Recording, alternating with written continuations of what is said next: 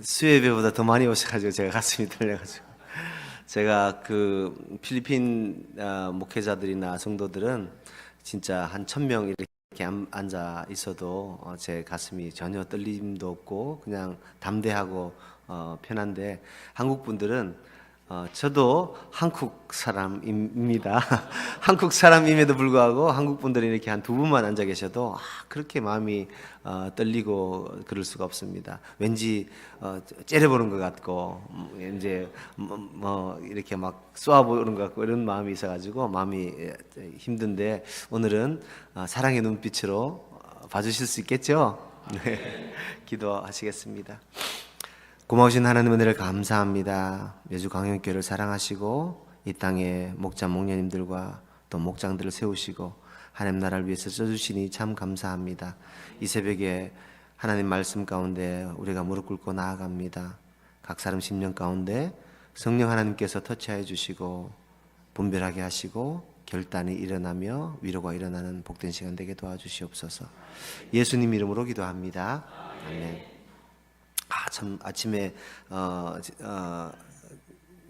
수요예배보다 찬양팀들이 숫자가 더 많아가지고 깜짝 놀랐습니다. 그리고 뒤를 돌아보지 못했는데 목사님이 새벽기도 많이 안 나오실 수도 있습니다. 그래서 이제 그런가 했었는데 또 너무 많은 분들이 와주셔서 깜짝 놀랐습니다. 찬양팀들도 너무 새벽부터 오셔서 애쓰시고 마음 다해 축복합니다. 네, 7분인가 서셨죠? 예, 새벽기도가 수요예배보다 더 많이 서신 건 처음 보는 것 같은데 감사합니다. 오늘 말씀을 통해서 시간이 좀 촉박해가지고 목사님이 시간 제한을 주셔가지고 빨리 해야 되겠습니다. 오늘 고린도전서 1장 21절 말씀을 가지고 미련한 것으로라는 제목으로 말씀을 나누고자 합니다. 세 가지 말씀 가운데 살펴보겠는데 영어인데 괜찮으시겠어요? 네, 이쪽은 대답 안 하시고 세 분은 좀 그 예수 강영교회 실력을 같이 이렇게 나누도록 하겠습니다. 세 가지인데 짧으니까 하실 수 있을 겁니다. 한번 따라하겠습니다. 첫 번째는 what, 같이 한번 다시 한번 따라하겠습니다. what, 무엇인가, 전도에 미련한 것이 무엇이란 말인가에 대해서 살펴보고, 두 번째는 좀 더 긴데 하실 수 있겠죠? 예, 따라하겠습니다. why. 그럼 왜 이런 전도에 미련한 것을 해야 된단 말인가? 세 번째는 좀 더 긴데 하실 수 있을 겁니다. 해보겠습니다. What happened? 예, 세 글자니까 What happened? 그러면 이 전도에 미련한 것을 했을 때 어떤 일이 우리에게 일어나는가? 이 세 가지를 살펴보고자 합니다. 전도에 미련하다는 것은 어떤 것입니까? 영어 성경에는 foolish 이렇게 세 번역에는 어리석다라고 이렇게 표현되어 있습니다. 뭔가 좀 바보스럽고 좀 띨띨한 모습들을 우리는 이렇게 미련하다 이렇게 하는 것 같습니다. 전도에 미련한 것은 무엇이냐 하면 믿지 않는 사람들에게 복음을 듣도록 하는, 말씀을 듣도록 하는 이 모든 여정들을 전도에 미련한 것이다 라고 표현하고 있습니다. 저희가 처음 사역을 시작할 때는 선데이 스쿨 그러니까 주일학교 친구들을 영어 찬양을 가르치고 짧게라도 말씀을 전하려고 주일학교를 시작하게 되었습니다. 그때 목장 교사들 그러니까 주일학교 선생님들은 목장으로 섬기고 토요일날 전도한 후에 주일날 주일학교를 시작하는 것으로 사역을 시작하게 됐습니다. 필리핀에 도착한 지 3개월 만에 겁도 없이 남들은 뭐 언어도 해야 되고 뭐 이러는데 진짜 무식해서 아무것도 몰랐습니다. 그냥 3개월 만에 사역을 시작했습니다. 아내가 저보다 언어가 좀 낮기 때문에 아내가 저를 통역하고 전 6개월 동안 한국말로 이제 사역을 했습니다. 그때까지만 하더라도 그래도 시장 중국어지만 중국어가 영어보다 좀 편했기 때문에 그냥 영어 찬양을 가르치고 전도하고 이렇게 사역을 시작했습니다. 겁도 없이 무식하면 겁이 없어서 저희가 전도를 열심히 해서 주일학교 친구들이 많이 나왔던 지역이 하필이면 두마게티에서 3대 우범지대라는 것입니다. 나중에 알게 됐는데 필리핀은 이제 산업이 잘 없고 어제 목사님이랑 이렇게 교제하면서 차를 타고 이렇게 여주를 다녀보니까 저희가 살고 있는 도시랑 약간 좀 비슷했습니다. 저희보다 조금 더 좀 발전된 신호등도 있고 차선도 이렇게 좀 넓고 큰 건물도 있고 이런데 저희는 신호등도 없고 다 1차선이고 높은 건물도 없고 그런 조그마한 도시입니다. 그런데 그렇지만 산업이 좀 없다 보니까 여주는 뭐 아울렛 같은 것도 있고 이렇다 큰 건물도 있고 이렇죠. 저희는 그런 게 없어서 사람들이 이제 마약을 딜러라고 하는데 마약을 이제 이렇게 배달하면서 그런 걸로 생계를 유지하는 사람들이 많습니다. 하필 저희가 전도하러 갔던 그 지역이 두마게티에서 이제 세 번째 이렇게 마약 유통 딜러들이 많은 곳이라고 하는 겁니다. 마약 유통 딜러들이 많다는 것은 너무 놀라지는 마세요. 자주 있는 건 아니지만 마약 유통 지역들은 총기 사고도 왕왕 일어납니다. 저희가 전도할 때도 그 전날 총기 사고 나서 이제 사람 죽기도 하고 이렇게 노란 테이프로 진입 금지 표시도 붙이고 뭐 이런데 그렇다고 마약을 손을 대지 않으시는 분들은 전혀 안전하기 때문에 아이고 다음에 내가 거기 가야 되겠나 이런 생각 안 하셔도 됩니다. 오셔도 괜찮습니다.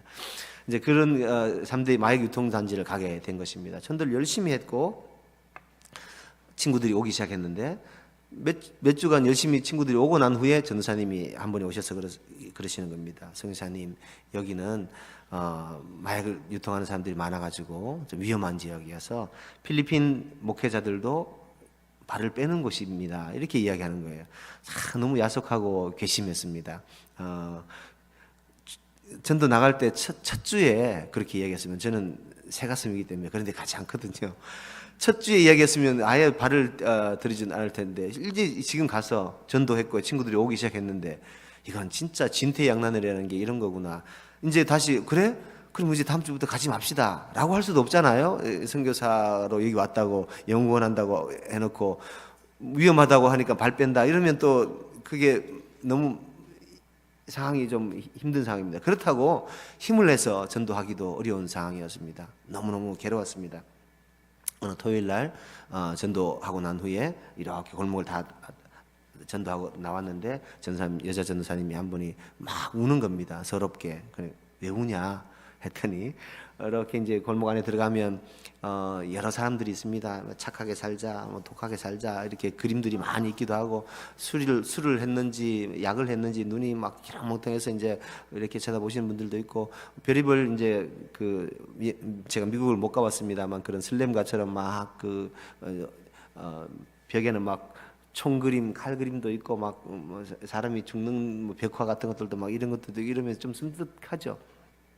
그래서 그것 때문에 겁이 나서 우는가 했더니 전사님 하시는 말씀이 이렇게 안쪽으로 이렇게 통과할 때 이제 좀 그렇게 좀 험악하신 분들이 이렇게 성희롱을 했나 봐요. 그냥 저희는 못 알아들으니까 그냥 내일 주일학교 친구들 보내주세요 이렇게 갔는데 우리 아내랑 딸이랑 자기 여자 전사님들을 이렇게 희롱을 했나 봅니다. 그래서 마음이 너무 속상하고 무섭고 한다고 내일 다음 주부터 저기 안 가면 안 되냐고 울면서 저에게 하소연을 하게 되었습니다.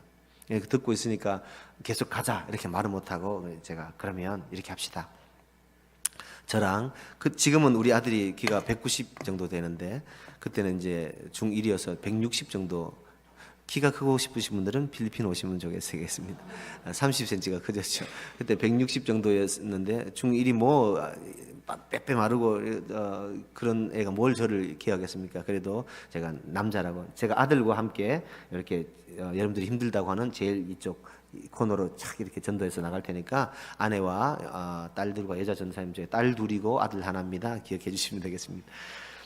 딸들과 여자 전도사님들은 이쪽 동네 외곽으로 쭉 가서 저쪽 끝에 우리가 전도 마치고 만나는 저 지점에서 만나기로 하고 내가 아들 데리고 이쪽으로 통과하겠으니 당신들 이쪽으로 와서 만납시다. 그렇게 이야기했습니다. 그렇다고 제가 뭐 특별한 재주가 있는 게 아니잖아요. 저도 얼마나 새 가슴입니까? 저도 전도사님이 위험하고 무섭다 하니까 저도 떨리더라고요.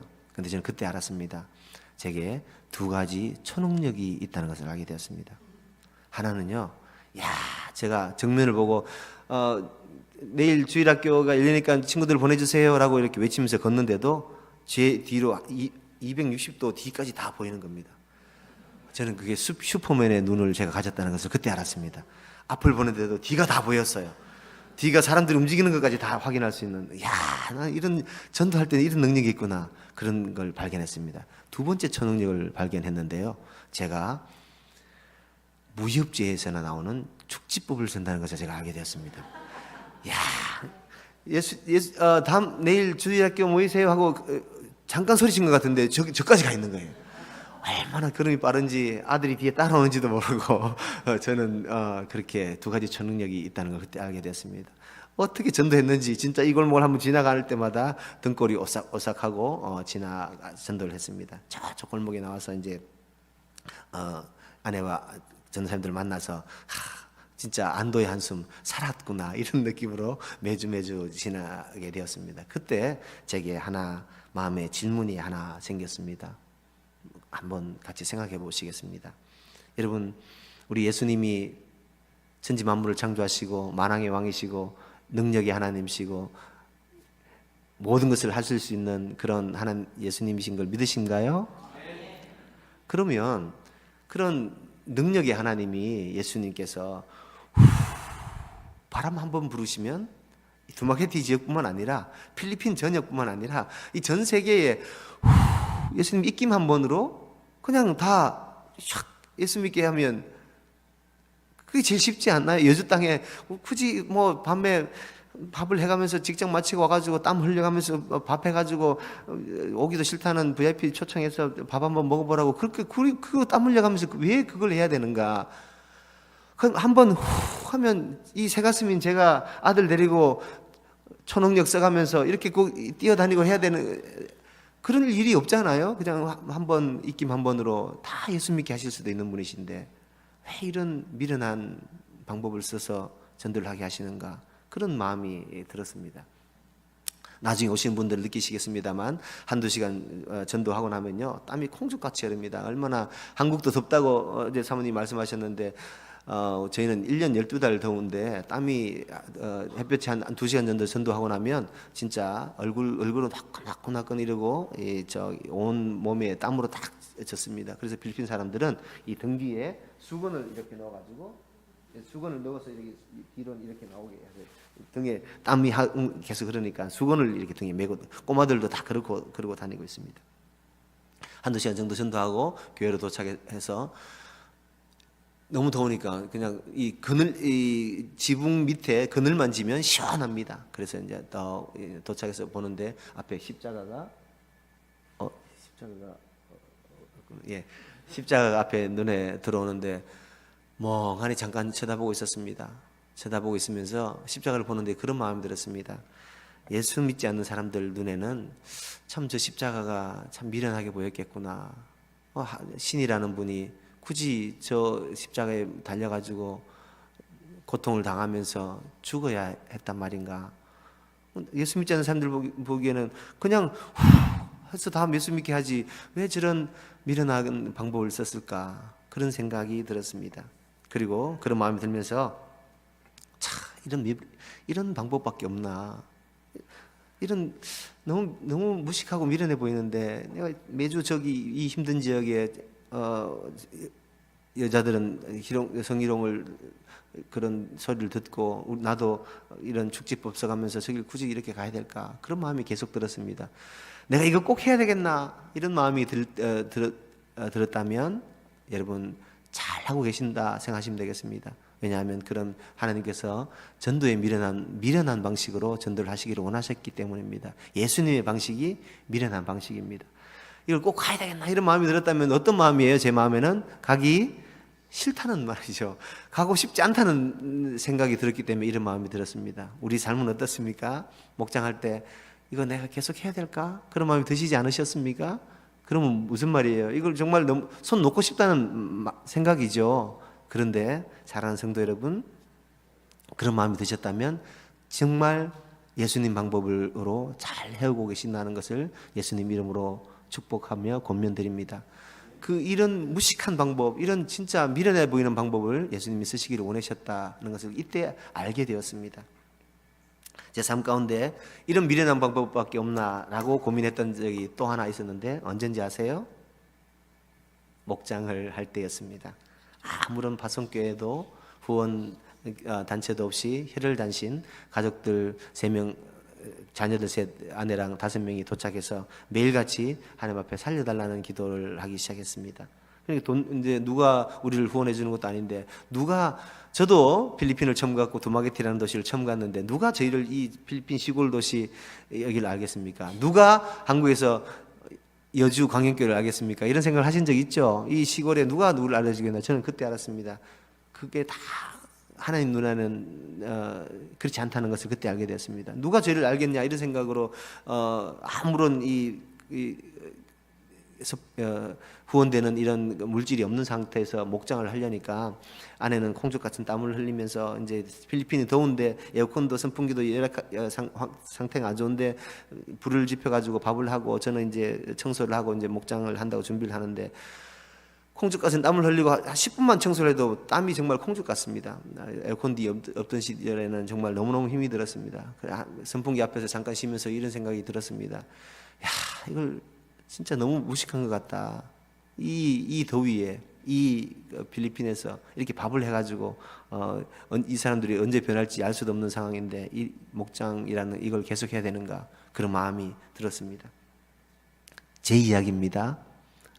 광역교회 성도님들은 너무 기쁨으로 열심히 다 감당하고 계시잖아요, 그죠? 저는 그게 너무 힘들었습니다.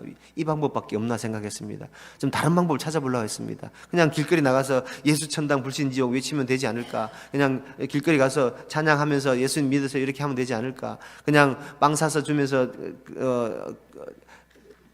예수 믿으면 천국 간다 이렇게 소리치고 집에 돌아오면 되지 않을까? 그런 생각했었습니다. 왜 이걸 해야 되는가? 가슴이 답답했습니다. 그런 마음이 들었다면 하기 싫다는 거죠. 근데 그것이 미련한 방법이고 예수님이 원하셨던 방법이라는 것을 그때 이 말씀을 통해서 알게 되었습니다. 그 이후에 저는 복음을 위해서 정말 자존심 상하는 모든 과정을 이겨내는 이 상황이 전도에 미련한 것이구나 라는 것을 그때 알게 되었습니다. 두 번째 한번 따라하겠습니다. 뭐였죠? 그렇죠. 야, 역시 좀 더 길게 해보겠습니다. Why? 그럼 왜 이 전도에 미련한 것을 해야 되는가? 말씀을 한번 방송실에서 띄워주면 좋겠습니다. 말씀을 통해서 다시 알게 되었는데 2가지 때문이었습니다. 첫 번째는요, 한번 따라할까요? 이 세상이 자기 지혜로 하나님을 알지 못함으로.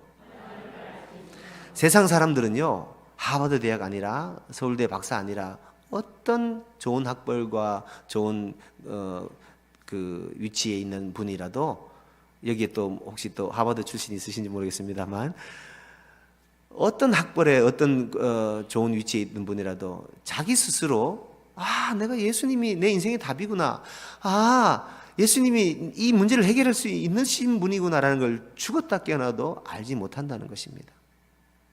두 번째 이유가 마지막 절에 있는데 한번 따라하겠습니다. 믿는 자들을 구원하신다. 믿는 자들을 구원하신다. 예수님이 내 죄를, 우리 가정을 위해서 십자가에 달려 죽으시고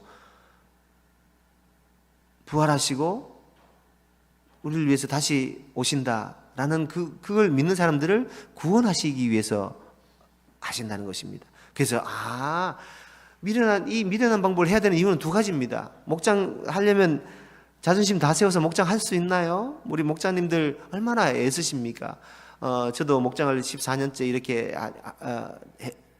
올해 3월까지 목장을 필리핀에서 10년, 11년 차 했습니다만, 목장한다는 게 어디 말처럼 쉽습니까? 내 자존심 내어세워서 어디 목장이 서기는 할 법합니까? 얼마나 많은 여러 가지 견디고 참고 인내해야 되는 일들이 많습니까? 그런데 그걸 왜 이 미련하게 이렇게 해야 되는가? 2가지 이유 때문에 그렇습니다.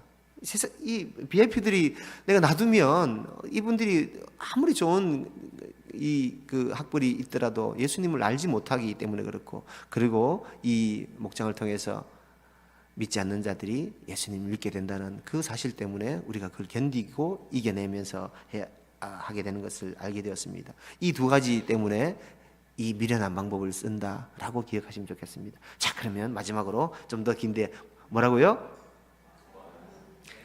What happened? 연결하면 What happened? 이렇게 발음합니다. 시작. What happened? 어떤 일이 일어났는가? 전도에 미련한 것이 무엇인지도 알았고 왜 해야 되는지도 알았는데 그럼 그렇게 했을 때 어떤 일이 일어났는가에 대해서 말씀을 드리고자 합니다. 코비드 기간에 있었던 일을 하나 소개하겠습니다. 한 형제의 이야기입니다. 제가 그분을 만나는 것이 참 두렵고 무서웠습니다. 왜냐하면 이분은 목자님이 자기 집으로 오는 것도 싫고 자기 아내를 그 목장으로 데려가는 것도 싫고 다 싫은데 교회도 아내가 그런 아내 목장도 가는 것도 싫고 남들이랑 이렇게 교제하는 것도 싫은 아내가 교회 가서 아침부터 가가지고 저녁 오후에 오는 것도 싫은데다가 너무 교회에 빠져 사는 것 같으니까 그렇다고 뭐 교회 많이 빠진 것도 아니고 이제 VIP인데도 불구하고 그게 너무 싫은 거예요. 이 교회가 싫고 목장이 싫고 제가 싫다는 사람을 만난다는 게 저는 너무 힘이 들었습니다. 그 자매는 가톨릭에서 넘어온 자매인데 목장을 나오다가 교회 왔더니 교회가 너무 좋다는 겁니다. 우리 가톨릭에서 느끼지 못했던 따뜻함과 누구 할 것 없이 잘 왔다고 반겨주고 또 목장에 가서 내 삶의 고통들과 또 기도 제목들도 나눴더니 또 같은 목장에서 기도도 해주고 또 맛있는 밥도 같이 교제도 하고 하니까 그게 너무 좋아가지고 목장을 성실하게 잘 참석하고 있는 와중이었습니다. 그런데 이제 다음 달에 생명의 삶을 시작하게 됐는데 필리핀에서는 매달 예수 영접 모임을 하지 않고 그렇게 했더니 좀 힘이 들어서 생명의 삶을 한 12주차 정도까지 마친 사람들을 대상으로 예수 영접 모임을 하고 생명의 삶을 마치고 예수 영접을 다 참석한 사람들을 세례를 주는 그런 형태로 사역을 하고 있었습니다. 그래서 생명의 삶을 들어오시라고 권면을 했습니다. 목자님도 권면하고 저도 권면하고 그렇게 참석을 하겠다라고 약속을 받았습니다. 그런데 그렇게 참석을 하겠다고 약속했음에도 불구하고 그 다음 주에 와서 이제 목자님한테 이야기했다는 겁니다. 목자님 와서 목사님, 우리 자매가 생명의 삶을 못 들어오기로 됐다는데요. 왜요? 남편이 너무 반대한대요. 남편이 너무 반대하니까 그 교회 가는 것도 싫은데 교회 가서 생명의 삶을 저희가 예배 마치고 주일날 2시 반부터 5시 반까지 3시간을 이렇게 하는데 아침부터 가가지고 이제 5시 밥을 먹어야 되는데 5시 반까지 성경 공부라는 걸 하고 온다니까 좋아할 리가 없겠죠. 남편이 저도 너무 미워진다는 겁니다. 그래서 남편이 못 가! 이렇게 했다는 겁니다. 이제 2주 후면 생산을 시작하는데 겨우겨우 설득하고 섬겨가지고 목자님이랑 함께 생명의 삶을 데리고 온 자매인데 설득해서 다 하기로 했는데 못한다고 하니까 제 마음이 너무 낙심이 되는 겁니다. 어떡할까? 못한다니까 포기하면 좋겠죠? 남편이 반대해서 못한다는데 근데 포기하려니까 너무 마음이 또 힘이 든 겁니다. 왜냐하면 이제 그거 하러 선교사가 와 있는데 이대로 포기할 수는 없다 해서 그러면 목자님 우리가 그 남편 집에 한번 신방을 가봅시다. 우리를 싫어하고 미워한다고 하지만 그래도 기도하고 가면 하나님이 또 마음을 만져주실 줄 믿고 한번 가봅시다. 그렇게 약속을 정했습니다. 주일날 5시쯤 되면 이제 어떤 때는 일을 하고 이렇게 하시는데 5시쯤 되면 일을 마치고 온다는 겁니다. 그럼 우리가 5시에 갑시다. 이렇게 약속을 정했습니다. 그때 하나님 앞에 하소연을 좀 했습니다. 저는 예수님을 믿는 것도 싫고 자기가 교회 가는 것도 싫고 교회 다니는 사람도 싫을 뿐만 아니라 우리 안에 자기 가족들이 교회 가는 그 목사도 싫다는 겁니다. 그런 사람들을 만날 때는 저는 너무 마음이 힘이 들었습니다. 여러분들 어떠세요? VIP들이 우리 집에 오는 거 싫어하고 또 초청하는 것도 싫어한다는 분을 만나러 갈 때 기분이 좋으셨죠? 저는 힘이 들었습니다. 예수 광인교회 성도님들은 기쁜 마음으로 나를 싫어한다, 우리 목장을 싫어한다, 교회를 싫어한다는 분을 만나러 가는 게 즐거우시겠습니다만 저는 힘이 들었습니다. 왜 힘들었냐면 2가지 때문에 힘이 들었는데요. 하나는 생판 모르는 사람을 만나가지고 어떻게 말을 시작해야 될까? 대화를 시작하는 그 시작 지점을 못 찾겠는 겁니다. 무슨 말로 서로 말을 이어갈까라는 그 두려움이 있었습니다. 그리고 한국은 핸드폰에 보면 푸사라고 있죠. 번호 치면 이거 프로필 사진 카톡에 나오죠. 그러면 어떻게 생겼는지 보고 이렇게 인물이 이렇구나 뭐 이렇게 추측하고 갈 수 있는데, 필리핀은 아직도 2G 폰이라고 이렇게 생긴 그냥 번호만 치는 이런 걸 쓰시는 분들도 있고, 이제 그분들은 또 핸드폰이 없어요. 이렇게 이런 폰도 카톡 이런 게 없으니까, 그러니까 어떻게 생겼는지 알 수 없는 사람을 만난다는 그런 두려움이 있었습니다. 그리고 두 번째는 겨우겨우 말을 텄는데 험한 말을 하면 어떡하나, 숫자를 부르고 동물을 부르고 그렇게 막 이렇게 하면 전 어떻게 대답을 해야 되나, 그 두려움이 있었습니다. 여러분들은 어떠세요? 험한 말을 하면 어떻게 대응하세요? 같이 막 이렇게 그렇게 대답하면 제가 어떻게 반응해야 될지 몰라서 그런 두려움이 있었습니다. 그래서 이걸 생판 얼굴도 모르는 사람을 만나러 가는 이 발걸음이 쉽지 않았습니다. 그래서 저는 교회가 싫다, 또 담임 목사가 좀 밉다, 이런 사람들, 한 번도 보지 못한 사람들 만날 때 이 두려움을 쫓고자 금식을 하게 되었습니다. 그래서 성도들, 자기 가족들을 만나주세요, 뭐 남편을 만나주세요, 뭐 아이들을 만나주세요, 나를 싫다는 사람 만나러 갈 때는 또 그런 사람들도 자주 저를 또 집에 와서 또 만나주러 가는데 그 금식하는 게 이제 버릇이 되었습니다. 하나님 앞에 매달렸습니다. 하나님, 그 사람이 좀 마음이 좀 누그러뜨려 주세요. 좀 험한 말 하지 않게 해주세요. 좀 제가 쫄지 않게 해주세요. 그렇게 기도하고 왔습니다. 감사하게도 그 주일날 태풍이 토요일부터 오게 되었습니다. 필리핀 태풍이 한번 오면 모든 학교들은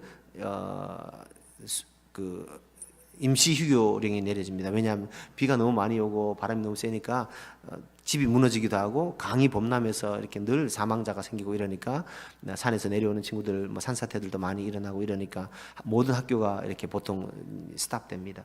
그래서 학교가 스탑되면 교회도 오지 않습니다. 우산도 잘 없고 이러니까 아예 비가 오면 나가지 않는 것, 이렇게 인식하는 경우들이 많습니다.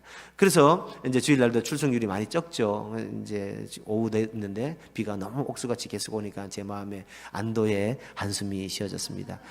그래, 뭐 난 가려고 했어. 오늘 신방을 가려고 했는데 비가 너무 많이 오니까, 태풍으로 사람들도 이동하지 않는데 내가 굳이 거기 신방 간다는 게 옳은 것인가? 하나님의 도우심으로 어려운 사람을 안 만나도 되겠구나. 그렇게 해서 안 가려고 이제 마음을 먹었습니다. 태풍 많이 오니까 안 가려고 마음을 먹었는데도 왜 이렇게 마음이 불편한지, 여러분 그런 경험 없었습니까? VIP 집에 가기로 했는데 뭐 여러 사정이 생겨서 우리 집에 못 오게 됐으면, 그래, 나는 가려고 했는데 이 상황이 여의치 못하니까, 너무 기쁘게 스탑하셨나요? 저는 그렇게 마음이 괴로웠습니다. 비가 와서 여건은 누가 저를 나무랄 수는 없는, 그냥 비가 와서 못 간다는데 태풍에서 그런 핑계는 될 수 있었습니다만 제 마음 속에 하나님 앞에는 핑계가 되기 어려웠습니다. 그래서 어떡하지 고민이 생길 때는 가야 되는구나 라고 생각을 했습니다. 여러분들도 이거 어떡하지 라고 생각되면 힘든 쪽을 선택해서 하시면 정답이실 겁니다. 가기로 결심했습니다. 골목 앞에 이게 마을이면 골목 앞에 우산을 쓰고 썼는데 비가 억수같이 내립니다. 갈등이 생겼습니다. 만나서 뭐라고 대답하지? 뭐라고 첫말을 시작할까? 천천히 걷는데 정말 도살장 끌려가는 소 같았습니다. 비는 억수같이 오니까 옷을 썼는데도 막 비가 이렇게 사방으로 바람도 불고 하니까 뭐 금세 옷이 다 젖죠. 도착했습니다. 목자들 데리고 같이 그 집을 올라갔습니다. 이렇게 나무로 기둥을 세워가지고 조금 밑에 공간이 있고 이렇게 이제 대나무로 돼 있는 이제 집입니다. 누구누구 형제님 하니까 이제 빼꼼히 문을 열고 나오는 겁니다. 얼마나 긴장을 했는지, 목자들하고 뒤에 다 서 있는데 제가 이렇게 한 두세 개의 계단이 있었는데 두세 개의 계단 위로 확 뛰어가서 그 형제를 이렇게 덥석 안았습니다. 째려보고 뭐라고 할까봐 그냥 가서 얼마나 긴장했는지 가서 덥석 안아버렸습니다. 덥석 안아버리면서 제가 뭐 횡설수설하는 거죠. 너무 겁이 나니까 하면서 네, 형제님 감사합니다. 아내를 교회 보내주셔서 감사합니다. 다음 주부터 시작하는 성경 공부도 가라가 주셔서 감사합니다. 아직 형제랑 악수도 안 하고 아직 아무 말도 아직 안 했는데 저 혼자 너무 감사합니다. 아내도 교회 보내주셔서 감사하고 성경 공부도 허락해 주셔서 감사합니다. 남편과 아직 악수도 제대로 하지 못했는데 저 혼자 계속 너무 감사하다고 이렇게 했더니 이제 하고 감사합니다 하고 난 후에 얼굴을 보면서 이렇게 악수를 하게 됐습니다. 얼마나 그분이 제가 어이가 없겠습니까? 그랬더니 저를 보면서 이렇게 피식 웃는 겁니다. 그게 피식 웃어주니까 미소로 다가오는 거예요. 얼마나 감사한지. 그 형제는 저에게 아직 한마디도 안 했는데 피식 웃는 소리에 허락해 주시는 거죠? 형제는 저에게 지금까지 한마디도 안 했습니다. 너무 감사합니다. 나 다음 주부터 성경 공부하는데 너무너무 감사합니다. 허락해 주셔서 감사합니다. 허락해 주신대요. 뒤에 자매들과 목자들한테 저 혼자 원맨쇼를 하게 되었습니다. 그 형제 입장에서는 참 어이가 없겠죠. 처음 와서 누군지 우리가 비밀로 갔으니까 누가 오는지도 모르니까 와서 덥석 앉더니 아내가 성경 공부하는 걸 허락해 주셔서 감사하다 하더니 자기들끼리 막 할렐루야 하고 이러니까 너무 어이가 없었어요. 제가 형제들 입장에서는 어이가 없었을 겁니다. 그런데 그런 어이가 없는 저의 이 불안한 마음도 하나님이 써주셨나 봐요. 보내주셔서 감사합니다 했더니 형제가 거부하지 않더라고요. 그래서 저는 그걸 응답으로 받아들였습니다. 감사합니다 하고 준비해간 선물을 또 드리면서 그때는 마스크랑 이런 게 필요했으니까 마스크도 드리고 뭐 이런 좀 간식 같은 것도 좀 사서 드리면서 다음 주부터 13번만 공부하면 되니까 좀 이렇게 기다려주시면 좋겠습니다. 그렇게 이제 허락을 했습니다. 그리고 그렇게 감사하다고 인사하는 순간 저에게 지혜가 하나 떠올랐는데 너무 질투하지 않게 이분도 초청해야 되겠다. 그런 생각이 들었습니다. 그러면 좀 더 쉬울 것 같아가지고 형제님 다음 주부터 이렇게 하면 어떨까요? 같이 오셔가지고 밥만 드시고 가시라고. 아내가 집에 없으니까 밥을 드시기 힘드시니까 교회가 맛있게 밥을 해줄 테니까 그냥 와서 1시간 앉아있다가 그냥 이렇게 졸듯이 앉아있다가 점심때 되면 밥을 드릴 테니까 밥 먹고 먼저 가시고 아내는 성경 공부하고 이렇게 할 수 있도록 그렇게 하시면 좋겠다. 그냥 식사하시러 오시라 했습니다. 교회에. 그랬더니 또 너무 좀 어이가 없겠죠. 그러니까 또 피식 웃는 겁니다. 저를 보고 이렇게. 그분은 어이가 없어서 피식 웃었는데 저는 그게 미소로 보이는 겁니다. 오신다는 거죠. 또 감사하다고 이렇게 소개했습니다. 얼마나 기뻤는지 모릅니다. 형제는 지금까지 저한테 한마디도 하지 않았습니다. 저희끼리 북치고 다 하고 다음 주부터 성경 공부하겠습니다. 너무 감사합니다. 형제도 식사하러 오세요. 이렇게 초청하고 감사합니다 하고 내려왔습니다. 형제가 거부하지 않았으니까 우리는 그걸 응답으로 오케이 사인으로 받았습니다. 그리고 제가 오케이 하시는 겁니다.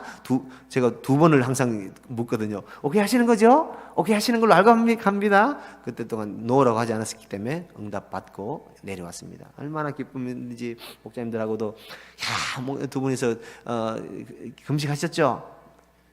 저도 금식하고 있던 하나님이 우리보다 먼저 가셔서 우리의 이 쫄보의 마음을 하나님이 기억하시고 그 형제의 마음을 미리 가서 만져주셨음을 믿습니다. 목자들도 할렐루야 너무너무 기뻤습니다. 얼마나 기뻤겠습니까? 그 쫄렸던 마음 금식도 했죠. 주일날 금식한다는 게 쉽지 않았습니다. 8시부터 사역하기 때문에 비도 오는데 갈까 말까 고민하다가 갔는데 하나님이 그렇게 형제의 마음을 터치해 주신 것은 큰 은혜였습니다. 너무 감사와 기쁨으로 복귀하는 와중에 그만 제가 비가 너무 많이 오니까 그 비탈길에서 넘어지고 말았습니다. 그냥 넘어진 것이 아니라 순식간에 일어난 일이어서 이렇게 살펴가면서 이렇게 계단 같은 게 없으니까 이렇게 겨우겨우 내려오는데 제가 뒤를 보면서 할렐루야 하면서 내려오는데 그대로 넘어지게 되었습니다. 순간 비가 얼굴을 때리는데 내가 뭐지? 일어나려고 하는데 일어나지지가 않았습니다. 너무 확 넘어지는 바람에 엉덩이와 팔을 짚고 이렇게 넘어졌는데 팔은 덜덜덜 이렇게 떨리고 엉덩이에 힘이 들어가지 않으니까 허리에 힘이 들어 일어날 수가 없었습니다. 한참을 누워 있었습니다. 목자들은 아까까지 할렐루야 하다가 이 상황이 이상하니까 이렇게 세우려고 하는데 일어나지지가 않는 겁니다. 겨우겨우 목자들이 부축해서 일어났는데 팔은 계속 이렇게 떨리고 다리를 오른쪽 다리가 걸어지지가 않는 겁니다. 양쪽에 그분들도 이제 우산을 팽개치고 양손에 이제 그 부축해가지고 집까지 도착했습니다. 앉아서 이제 한참을 있다가 겨우겨우 이제 정신을 차리고 이제 이제 걸을 수 있겠다고, 괜찮다고, 그럴 수 있겠다, 괜찮다고. 거기서 이제 실컷 할렐루야 하고 와가지고 이렇게 넘어져 있으면 안 되니까 괜찮다 하고 집으로 왔는데 괜찮지 않고 그때부터 4주 동안 걸음도 팔도 쓸 수 없는 그런 과정 가운데 있게 되었습니다.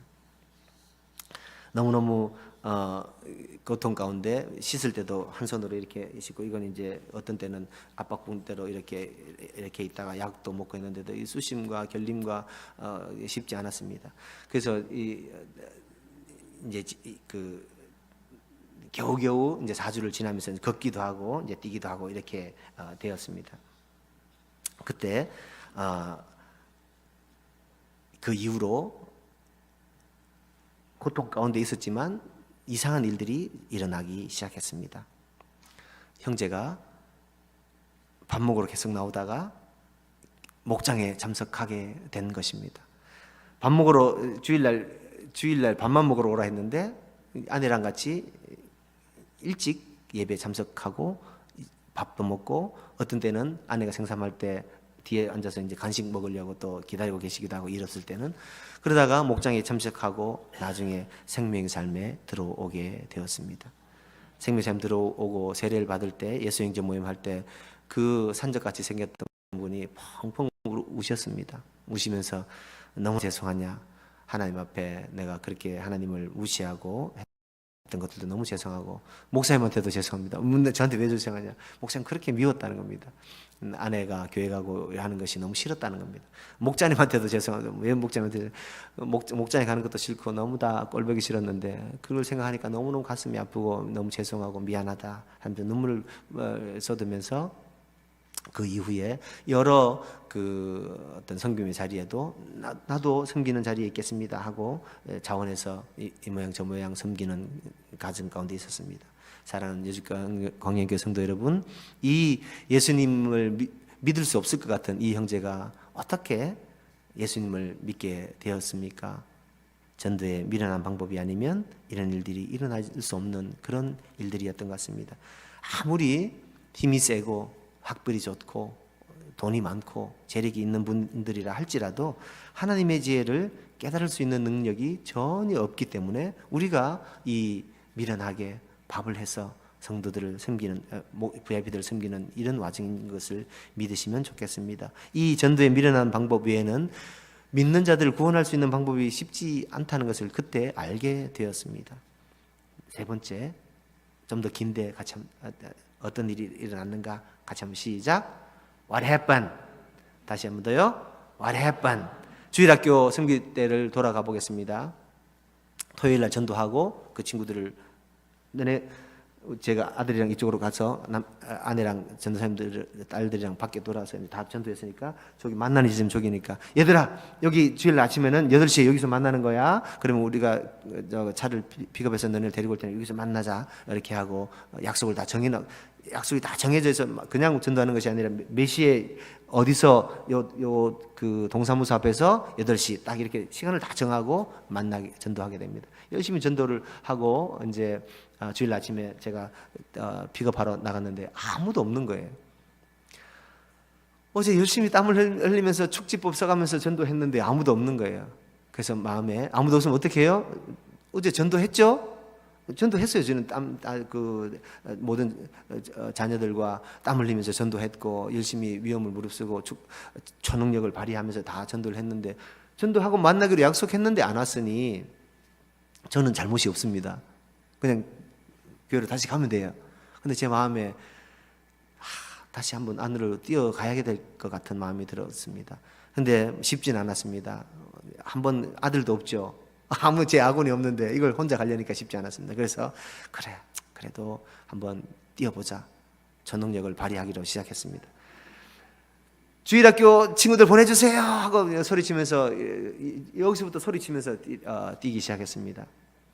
그런데 감사하게도 몇몇 친구들이 제 목소리와 그 주일학교가 시작된다는 그 정보를 듣고 쭈뼛쭈뼛 아직 씻지도 못한 상태이지만 집에서 이렇게 집이라고 해봐야 그냥 커튼 하나 치면 대나무 문만 이렇게 열면 되니까 문 빼꼼히 열고 나오는 거 너무너무 반갑다. 너 저기 가면 도로에 그 여자 전도사님이 기다리고 있을 테니까 너네 먼저 가 있어. 나 이쪽으로 뛰어가서 저까지 갔다 갈 테니까 너는 여기 기다리고 있어. 애들이 몇 명이 서너 명이 뛰어나와 주었습니다. 감사하게 애들은 먼저 길을 보내고 제가 이쪽 길로 다시 저까지 끝까지 가고 싶었습니다. 주일학교가 시작됐으니까 친구들 보내주세요 하고 뛰어갔는데 뒤에서 어떤 소리가 들립니다. 어제 내가 오지 말라고 했잖아. 왜 와서 야 삐삐야 이런 소리가 들렸습니다. 그래도 벌써 저는 그분은 앉아있지만 저는 축지법을 쓰니까 벌써 여기까지 왔으니까 저는 무사하게 걸어왔습니다. 뭔가 소리를 치면서 누군가 뭔가를 집어 던지는 것 같았습니다. 근데 저는 아무 상처가 없으니까 그냥 도망하듯이 달려서 다 왔습니다. 이렇게 골목을 다 와서 나온 친구들이랑 데리고 감사하게 차를 애들 태워가지고 교회로 도착했습니다. 교회를 도착하니까 제 몸에서 냄새가 너무 나는 거예요. 냄새가 너무 나가지고 이제 봤더니 뒤에 그 오른쪽 정강이 부분부터 이 신발까지 오물이 가득 그렇게 완전 오물로 범벅이 되어 있었습니다. 누군가 오지 말라고 아침에 주일 아침부터 잠을 깨우는 소리로 큰 소리치고 뛰어다니니까 너무너무 듣기 싫었는지 음식 쓰레기 봉지를 저에게 던졌던 것 같습니다. 근데 그 이제 맞았는지 안 맞았는지 축지법 선사는 못 느끼잖아요. 너무 긴장을 해서 이제 맞았는데 그 오물이 냄새가 너무 나니까 아내가 제가 가서 여보 좀 씻고 오라고. 그래서 수도가에 가서 양말도 벗고 신발도 벗고 바지도 이렇게 막 이렇게 비볐는데 아무리 물로 씻어도 냄새가 가시지 않는 거예요. 예배를 드릴 수 없을 정도의 악취가 나서 아내가 그럼 당신 아직 시간이 한 15분 남았으니까 오토바이 타고 빨리 집에 가서 좀 옷을 갈아입고 오라고. 그래서 열심히 뛰어가서 집에 가서 이제 옷을 갈아입고 왔습니다. 옷을 딱 갈아입고 이제 그제서야 이제 환복을 다 하고 이렇게 좀 양말도 새로 갈아신 거 그제서야 그때 알게 되었습니다. 부모들이 오지 말라고 천주교의 그 깊이 신앙심이 있으신 분들은 개신교 예수님을 전도하고 교회 개신교를 오라고 친구들을 전도하는 것을 너무너무 싫어하십니다. 어떤 것은 한 번만 더 오면 죽이겠다고 소리치기도 하시기도 하고 너무 박대하는 곳들이 많았습니다. 그래서 그분들이 보내지 않겠다고 했음에도 불구하고 제가 주일 아침에 가서 소리치니까 너무너무 듣기 싫었겠죠. 그래서 음식 오물들을 저에게 던졌다는 것을 그때 알게 되었습니다. 그래서 이제 다 씻고 이제 도착해서 교회로 왔더니 저희 막내딸이 지금 대학교 4학년인데 잠깐 이제 휴학해서 4학년이니까 그때는 초등학교 6학년이었습니다. 이제 막내딸이 저에게 그런 이야기를 했습니다. 저는 막내딸이 했던 그 이야기를 지금도 잊을 수가 없습니다. 딸이 제게 이렇게 이야기했습니다. 아빠 오늘 금메달 땄네. 그렇게 이야기하는 겁니다. 저는 그때 초등학교 6학년이 뭘 알겠습니까? 저는 그게 성령의 음성으로 들렸습니다. 너무 기뻤습니다. 이게 내 금메달이구나. 하나님 나를 이걸 금메달로 인정해 주시는구나 라는 것을 알게 되었습니다. 너무너무 기뻤습니다. 사랑하는 성도 여러분, 불신자 형제가 목자님들의 또 교회의 그 미련하게 보이는 그 섬김으로 예수님을 구주로 영접하고 또 하나님 자녀가 된 이 삶의 중심을 예수님에게 두겠다고 이렇게 고백하는 이 사건들이 쉽게 일어난 것이 않는다는 것을 그분에게도 간증이 됐지만 저에게도 간증이 돼서 알게 되었습니다. 전도에 미련한 것을 통해서 일어난 일인 줄 그때 알게 되었습니다. 오늘 본문을 그렇게 묵상하면서 오토바이 타고 이렇게 그렇지. 그래 전도에 그거 미련하게 그렇게 하지 않았으면 그런 일이 있을 수 없겠지 하고 이제 저는 오토바이 타고 이렇게 묵상하는 것을 좋아하는데 오토바이 타고 이런 말씀을 이걸 다시 이 말씀을 영어로도 묵상하고 한국말도 묵상하고 외우기도 하고 이런 와중에 갑자기 오토바이 운전하는 가운데 눈물이 고이기 시작했습니다. 이 말씀 가운데 예수님의 음성을 듣게 되었습니다. 본문 말씀을 한번 좀 띄워주시면 좋겠습니다. 얼마나 울었는지 오토바이를 운전할 수 없어서 가에 세워놓고 꺼이꺼이 울었습니다.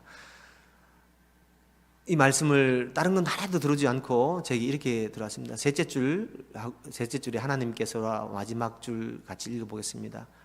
따라하겠습니다. 하나님께서 기뻐하셨도다. 다시 한 번 더요. 하나님께서 기뻐하셨도다. 말씀을 묵상하는데 하나도 들리지 않는데 주어와 동사 서술어만 제게 눈에 들어오는 겁니다. 하나님께서 기뻐하셨도다. 들어오는데 제게 이렇게 말씀하시는 것 같았습니다. 내가 기뻐하노라. 내가 기뻐하노라. 아, 그렇구나. 내가 오물을 뒤집어 쓰고 넘어져서 한 달 동안 온 그 삭신에 쑤셔서 그 힘든 여정 가운데 있었는데 하나님 그 금메달로 기억해 주시는 것도 너무 감사한데 이걸 기뻐해 주신다는 것이 얼마나 가슴이 뛰고 마음이 쿵쾅거렸는지 모릅니다. 하나님께서 기뻐하시는, 너무 세상 사람들 눈에 보이기에는 미련해 보이는 이 목장 사역이 사랑하는 예주가의 광명교회 성도 여러분, 하나님께서 여러분들이 그 수고와 눈물과 땀들을 다 기억하시고 금메달로 기억해 주실 뿐만 아니라 하나님께서 여러분들이 그 수고를 기뻐하시는 줄 믿으시면 좋겠습니다. 저는 그때 알게 되었습니다. 하나님께서 기뻐해 주시는구나. 하나님께서 기뻐해 주신다는 그 사실 하나만으로도 모든 걸 다 이길 수 있는 그런 힘이 생기게 되었습니다. 오늘 말씀을 묵상하는 가운데 하나님께서 제게 해주셨던 내가 기뻐하노라 라는 이 음성을 예수 광명교회 모든 목자 목녀님들과 성도님들이 함께 들으시는, 오늘부터 매일 이 하나님의 칭찬을 들으시는 모든 성도님들 다 되시기를 예수님 이름으로 축복합니다. 같이 한번 결단하시겠습니다. 이 시간에 지금까지는 내 마음속에 이걸 계속 할 수 있을까? 이걸 계속 해야 되나? 라는 마음이 드셨다면 사랑하는 목자 목녀님들, 지금까지 잘 해오셨다는 것을 말씀드리고 싶습니다. 미련한 방법을 쓰셨기 때문에 그렇습니다. 혹시 VIP를 섬기다가 낙심하신 목원님들, 목자 목님들 계십니까? 잘 해오셨습니다. 미련한 방법을 쓰신다고 애쓰셨습니다. 제가 드리는 말씀이 아니라 이 말씀을 통해서 하나님의 위로하심이 여러분들 마음 가운데 임하시기를 예수님 이름으로 축복합니다. 우리의 땀과 수고와 눈물 한 방울까지도 기억하시고 예수님 만날 때 금메달로 인정해 주실 뿐만 아니라 이 세상 살 동안에 매일같이 너무 잘했다. 내가 예주 광명교회를 기뻐한다. 내가 우리 목자 목녀 목부님 내가 너희를 기뻐한다. 이 하나님의 음성을 매일같이 듣는 저와 여러분 다 되시기를 예수님 이름으로 축복합니다. 그 결단을 주님 앞에 한번 올려드리시겠습니다.